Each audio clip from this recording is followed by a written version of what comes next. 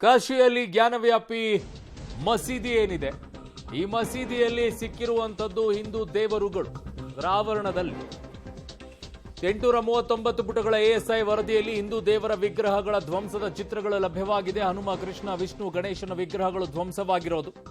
ಶಿವಲಿಂಗದ ಪೀಠ ಇದೆ, ಶಿವಲಿಂಗ ಇದೆ, ಮುರಿದ ಕೈ ಚಿತ್ರಗಳಿದೆ, ಕಲ್ಲಿನ ಮೇಲಿರುವಂತಹ ರಾಮ, ಶ್ರೀ, ಸ್ವಸ್ತಿಕ್ ಬರಹಗಳು ಅಲ್ಲಿ ಕೂಡ ಲಭ್ಯವಾಗಿದೆ. ಸೊ ಕಾಶಿ ವಿಶ್ವನಾಥನಿಗೆ ಪ್ರತಿ ವರ್ಷವೂ ಕೂಡ ಇಲ್ಲಿ ದತ್ತಿ ನೀಡುವಂತಹ ಸಂಪ್ರದಾಯ ಇತ್ತು. ಆ ಇಡೀ ಊರು ಅಲ್ಲಿ ಸಂಪೂರ್ಣವಾಗಿ ಪೂಜೆಯನ್ನ ನೆರವೇರಿಸ್ತಾ ಇದ್ರು ಈ ದೇವಸ್ಥಾನಗಳಿಗೆ. ಅದನ್ನ ನಿಲ್ಲಿಸಲಾಗಿದೆ. ಸೊ ಅದಾದ ನಂತರನೇ ಆರಂಭವಾಗಿದ್ದಿಲ್ಲಿ. ಇದು ಮುಖ್ಯವಾಗಿ ದೇವಸ್ಥಾನವೇ ಇದ್ದಿದ್ದು, ಅದನ್ನ ಒಡೆದು ಮಸೀದಿಯನ್ನ ಕಟ್ಟಲಾಗಿದೆ ಅಂತ ಹೇಳಿ. ಯಾವುದಾದ್ರೂ ಮಸೀದಿಯಲ್ಲಿ ರಾಮ ಅಂತ ಬರೆದಿರೋದು ಉಲ್ಲೇಖಗಳು ಸಿಗತ್ತಾ? ಮಸೀದಿ ಮೇಲೆ ಕೃಷ್ಣನ ವಿಗ್ರಹಗಳು ಸಿಗಕ್ಕೆ ಸಾಧ್ಯ ಆಗತ್ತಾ? ಸ್ವಸ್ತಿಕ್ ಚಿಹ್ನೆ ಸಿಗಕ್ಕೆ ಸಾಧ್ಯ ಆಗತ್ತಾ? ಓಂ ಅಂತ ಬರೆದಿರೋದು ಸಿಗಕ್ಕೆ ಸಾಧ್ಯ ಆಗತ್ತಾ? ಶಿವಲಿಂಗದ ಚಿತ್ರಣ ಅಲ್ಲಿ ಸಿಗಕ್ಕೆ ಸಾಧ್ಯ ಆಗತ್ತಾ ಮಸೀದಿಯ ಮೇಲೆ?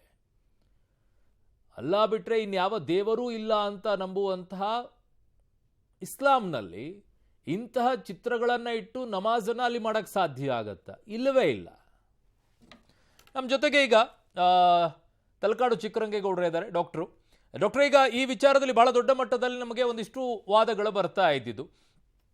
ಬಟ್ ಔರಂಗಜೇಬನ ವಿಚಾರದಲ್ಲಿ ನಾನು ಕೇಳುತ್ತಾ ಇದ್ದೆ ಡಾಕ್ಟ್ರೇ, ಔರಂಗಜೇಬ್ ಎಲ್ಲೂ ಕೂಡ ಈ ರೀತಿಯಾಗಿ ಹಾಳು ಬಿದ್ದಿರುವಂತಹ ದೇವಸ್ಥಾನಗಳನ್ನ ಮಸೀದಿ ಕಟ್ಟಿರುವಂಥ ಉದಾಹರಣೆಗಳನ್ನು ನನ್ನ ಗಮನಕ್ಕಿಲ್ಲ. ದಯವಿಟ್ಟು ತಾವು ಇತಿಹಾಸವನ್ನ ಆಳ ಅಗಲವನ್ನ ಅರೆದು ಕುಡಿದಿದ್ದೀರಾ. ಸೊ ಹಾಗಾಗಿ ಕೇಳ್ತಾ ಇದ್ದೀನಿ, ಔರಂಗಜೇಬನ ದಾಳಿಗಳು ಅನೇಕ ಇತಿಹಾಸಗಳಲ್ಲಿ ಉಲ್ಲೇಖ ಇದೆ, ಮಂದಿರಗಳನ್ನ ಧ್ವಂಸ ಮಾಡಿದ್ದಾನೆ ಅಂತ ಹೇಳಿ. ದಯವಿಟ್ಟು ಆ ಬಗ್ಗೆ ಹೇಳೋದಾದ್ರೆ ಡಾಕ್ಟ್ರೇ. ಈಗ ಔರಂಗಜೇಬನ ವ್ಯಕ್ತಿತ್ವದ ಬಗ್ಗೆ ಸಾಕಷ್ಟು ನೆಗೆಟಿವ್ ಪಾಯಿಂಟ್ಗಳು ತುಂಬಾ ಇದ್ದಾವೆ. ಆತ ಕಟ್ಟ ಇಸ್ಲಾಂ ಪರ ಇದ್ದಂಥ ಒಬ್ಬ ವ್ಯಕ್ತಿ, ಧರ್ಮ ಸಹಿಷ್ಣು ಅಲ್ಲ, ಇತರೆ ಧರ್ಮದವ್ರನ್ನ ಅವನು ಒಂದು ರೀತಿಯಲ್ಲಿ ಸಹಿಸ್ಕೊಳ್ತಾ ಇರಲಿಲ್ಲ. ಅವನು ಇಸ್ಲಾಮನ್ನು ನಂಬಿದ್ದು ಯಾವ ರೀತಿ ಅಂತ ಹೇಳಿದ್ರೆ, ಈ ಜಗತ್ತಿನಲ್ಲಿ ಇರೋದು ಒಂದೇ ಧರ್ಮ, ಅದು ಇಸ್ಲಾಂ ಧರ್ಮ, ಅದರಂತೆ ಪ್ರತಿಯೊಬ್ಬರೂ ನಡ್ಕೋಬೇಕೇ ವಿನಃ ಅದಕ್ಕೆ ವಿರುದ್ಧ ಯಾರೂ ಮಾತಾಡಬಾರ್ದು ಅನ್ನುವಂಥ ಜ್ಞಾನವನ್ನು ಆತ ತುಂಬಿಕೊಂಡಿದ್ದ. ಆತನಿಗೆ ಜಗತ್ತು ವಿಶಾಲವಾಗಿದೆ, ಜಗತ್ತಿನಲ್ಲಿ ಎಲ್ಲ ರೀತಿಯ ಜನ ಇದ್ದಾರೆ, ಜಗತ್ತಿನಲ್ಲಿ ಬೇರೆ ಬೇರೆ ಆಲೋಚನೆ ಮಾಡೋರು ಇದ್ದಾರೆ ಅನ್ನುವಂಥ ಪ್ರಜ್ಞೆ ಆ ಕ್ಷಣದಲ್ಲಿ ಇರಲಿಲ್ಲ. ಹೀಗಾಗಿ ಆತನಿಂದ ಸಾಕಷ್ಟು ತಪ್ಪುಗಳು ನಡೆದಿದೆ. ಹಾಗೇನೇ ಒಳ್ಳೆಯ ಆಡಳಿತನೂ ನಡೆದಿದೆ. ಇವತ್ತೇನಾದರೂ ಔರಂಗಜೇಬ್ ಒಳ್ಳೆಯ ಆಡಳಿತ ಕೊಟ್ಟಿದ್ದಾನೆ ಅಂದರೆ ಜನ ಎಲ್ಲ ನಗ್ತಾರೆ. ಅಂದರೆ ಆ ರೀತಿ ವಿಷಯಗಳು ಹೆಚ್ಚು ಪ್ರಚಾರ ಆಗಿಲ್ಲ. ಆದರೆ ಅವನು ಹಿಂದೂ ಧರ್ಮದ ಬಗ್ಗೆ ಅಥವಾ ಇಸ್ಲಾಮೇತರ ಧರ್ಮದ ಬಗ್ಗೆ ಅವನು ಹೊಂದಿದ್ದಂಥ ನಿಲುವಿದೆಯಲ್ಲ, ಅದು ಖಂಡನಾರ್ಹ. ಅದನ್ನು ಯಾವಾಗಲೂ ಕೂಡ ನಾವು ಖಂಡಿಸಬೇಕು. ಅವನ ಕಾಲದಲ್ಲಿ ಈ ತಪ್ಪುಗಳು ಒಂದಷ್ಟು ನಡೆದಿದ್ದಾವೆ, ಅದನ್ನು ಒಪ್ಕೊಳ್ಳೇಬೇಕಾಗುತ್ತೆ. ಆ ತಪ್ಪು ನಡೆದಿಲ್ಲ ಅಂತ ಹೇಳೋಕ್ಕಾಗಲ್ಲ. ಆದರೆ ಒಂದು ವಿಷಯವನ್ನು ನಾವು ಮನಸ್ಸಲ್ಲಿಟ್ಕೋಬೇಕು, ಆ ಕಾಲದಲ್ಲಿ ಕಾನೂನು ಏನಿತ್ತು ಅಂದರೆ ಔರಂಗಜೇಬ್ ಹೇಳಿದಂಥ ಕಾನೂನಿತ್ತು. ಆತ ಹೇಳಿದ್ದೇ ಕಾನೂನು. ಶರಿಯತ್ತೋ ಮತ್ತೊಂದು ಧರ್ಮದ ಪಂಡಿತರು ಹೇಳಿದ್ರು ಕೂಡ ಕೊನೆಗೆ ಅವನೇನು ನಿರ್ಧಾರ ತೊಗೊಳ್ತಾನೆ ಅದೇ ಕಾನೂನಾಗಿತ್ತು. ಅದು ಆ ಕಾಲಘಟ್ಟದಲ್ಲಿ ಕಾನೂನು ಆಗಿದ್ದರಿಂದ ಅವನು ಮಾಡಿದ್ದನ್ನು ಅವನ ಕಾಲಘಟ್ಟದಲ್ಲಿ ಸರಿ ಅಂತ ಸಮರ್ಥನೆ ಮಾಡ್ಕೊಳ್ತಾರೆ. ಆದರೆ ಈಗ ಅದು ತಪ್ಪು ಅಂತ ನಾವು ಹೇಳ್ತಾ ಇದ್ದೀವಿ. ಅದು ಮಾಡಬಾರ್ದಿತ್ತು. ಇತಿಹಾಸವನ್ನು ನಾವು ಕೆದಕ್ತಾ ಹೋದರೆ ಆ ರೀತಿಯ ತಪ್ಪುಗಳು ಬೇರೆ ರಾಜರುಗಳಿಂದನೂ ಆಗಿದೆ. ನಮ್ಮಲ್ಲಿ ಒಂದು ಸಣ್ಣ ಕುಂಬಳಕಾಯಿಗೋಸ್ಕರ ಹಿಂದೂಗಳು, ಜೈನರು ಎಲ್ಲರೂ ಕೂಡ ಜಗಳ ಆಡಿದ್ದಾರೆ. ಅಂದರೆ ಈ ರೀತಿಯ ಘಟನೆಗಳು ನಮ್ಮ ಇತಿಹಾಸದಲ್ಲಿ ತುಂಬ ಇದ್ದಾವೆ. ನಾವು ಅದನ್ನು ಕೆದಕಿ ಪ್ರಸ್ತುತ ಸಮಾಜದಲ್ಲಿ ಅಶಾಂತಿ ಉಂಟು ಮಾಡೋ ಬದಲು ಒಳ್ಳೇದೇನಿತ್ತೋ ಅದನ್ನು ಹೇಳ್ತಾ ಹೋಗಬೇಕು, ಕೆಟ್ಟದ್ದು ಏನಿತ್ತೋ ಅದನ್ನು ಸರಿಪಡಿಸ್ಬೇಕು.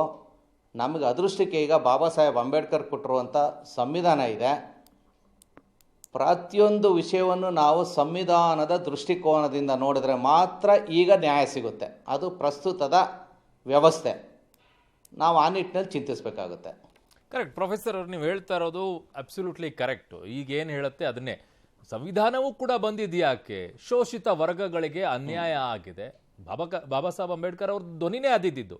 ಅವ್ರನ್ನ ತುಳಿತಕ್ಕೆ ಒಳಪಡಿಸಿದ್ರು, ಅವ್ರನ್ನ ಮೇನ್ ಸ್ಟ್ರೀಮಿಗೆ ತರಬೇಕು, ಅವರಿಗೂ ಸಮಾನತೆಯನ್ನ ಕೊಡಬೇಕು ಅನ್ನೋ ದೃಷ್ಟಿಯಿಂದನೇ ಸಂವಿಧಾನವನ್ನ ತಂದಿಟ್ಟಿದ್ದು. ಅದಕ್ಕೆ ಸಮಾನತೆಯನ್ನ ತರುವಂತ ಪ್ರಯತ್ನವನ್ನ ಸಂವಿಧಾನದ ಮೂಲಕವಾಗಿ ಮಾಡಿದ್ದು ಅಲ್ವಾ? ಹಾಗಿದ್ದಾಗ ಅದೇ ಇನ್ನೊಂದು ಸಮುದಾಯವು ಕೂಡ ಇನ್ನೊಂದು ಧರ್ಮದ ಮೂಲಕವಾಗಿ ತುಳಿತಕ್ಕೆ ಒಳಗಾಗಿ ಅವರು ನಂಬುವಂತ ದೇವರುಗಳೆಲ್ಲ ನಾಶವಾಗಿ ಹೋಗಿದೆ, ಅವರ ಮೂಲ ಧಾರ್ಮಿಕ ಶ್ರದ್ಧಾ ಕೇಂದ್ರಗಳು ಹಾಳಾಗಿ ಹೋಗಿದೆ ಅಂತ ಅನ್ನೋದಾದ್ರೆ ಅದನ್ನ ವಾಪಸ್ ಪಡೆಯೋದ್ರಲ್ಲಿ ತಪ್ಪೇನಿದೆ ಅನ್ನುವಂಥದ್ದು ಡಾಕ್ಟ್ರೆ? ಈಗ ಆ ಪ್ರಕ್ರಿಯೆ ನಡೀತಾ ಇದೆ, ತಪ್ಪೇನಿಲ್ಲ. ಆದ್ರೆ ಅದನ್ನು ಕೂಡ ನಾವು ಕಾನೂನಾತ್ಮಕವಾಗಿ ತಗೋಬೇಕೇ ವಿನಃ ಎಸ್ ಎಸ್ ಕಾನೂನನ್ನು ಕೈಗೆ ತಗೊಂಡು ನಾವೇ ಹೋಗಿ ಅದನ್ನು ಒಡೆದಾಕಿ ನಮ್ಮ ಇಷ್ಟ ಬಂದಾಗ ಮಾಡೋದು ತಪ್ಪಾಗ್ಬಿಡುತ್ತೆ. ಪ್ರತಿಯೊಂದಕ್ಕೂ ನಮ್ಮ ದೇಶದಲ್ಲಿ ಕಾನೂನಿದೆ. ಜೊತೆಗೆ ಸಂವಿಧಾನ ಬರೀ ಧರ್ಮದ ವಿಚಾರದಲ್ಲಿ ಮಾತ್ರ ಹೇಳಿಲ್ಲ, ಬೇರೆ ಎಲ್ಲಾ ವಿಷಯದಲ್ಲೂ ಹೇಳಿದೆ. ಎಲ್ಲಾ ವಿಷಯಕ್ಕೂ ನಾವು ಸಂವಿಧಾನವನ್ನ ಅನ್ವಯ ಮಾಡ್ಕೋಬೇಕಾಗುತ್ತೆ. ಈಗ ನಾನೇ ನೇರವಾಗಿ ಒಂದು ಆರೋಪ ಮಾಡ್ತಾ ಇದ್ದೀನಿ. ರಾಮ ಮಂದಿರದ ಉದ್ಘಾಟನೆ ಆಯಿತು. ರಾಮ ಮಂದಿರದ ಉದ್ಘಾಟನೆನ ಮಾಡುವಾಗ ಈ ದೇಶದಲ್ಲಿರುವಂಥ ಎಲ್ಲ ಧರ್ಮದ ಸ್ವಾಮೀಜಿಗಳನ್ನು ಕೂಡ ಗರ್ಭಗುಡಿಯ ಒಳಗಡೆ ಬಿಟ್ಟು ಅವ್ರ ಮೂಲಕ ಪೂಜೆ ಮಾಡಿಸ್ಬೇಕಿತ್ತು. ಯಾಕೆಂದರೆ ನಮ್ಮ ಸ್ವಾಮೀಜಿಯಿಂದ ನಾವುಗಳು ಕೂಡ ಹೋರಾಟ ಮಾಡಿದ್ದೀವಿ.